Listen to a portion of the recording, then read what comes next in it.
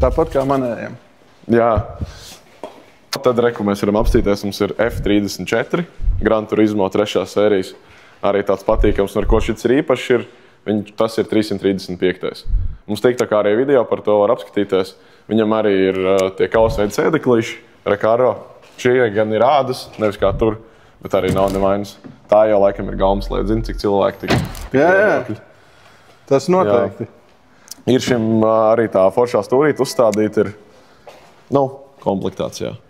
Nobraukums arī nav pārāk liels. Nesen bijām servisā, mums pateica, ka šis eksemplārs ir tiešām ļoti labs. Nav nopuņķojies vai kas?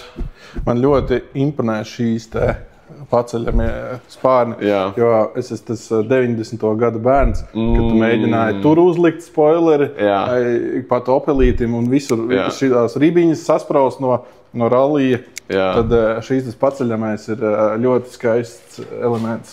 Tā ir viena no tām mašīnām, kurā ja tev iesēdīsies 4 draugi, tu baigi nejutīs, ka viņi lēnāk paliek. Jo, ja tev ir kaut kāds 1.8, tu jūti. Ar katru cilvēku, kurš iekāp, viņš paliek mazliet lēnāks, tad šeit tev tas nesagaidīs.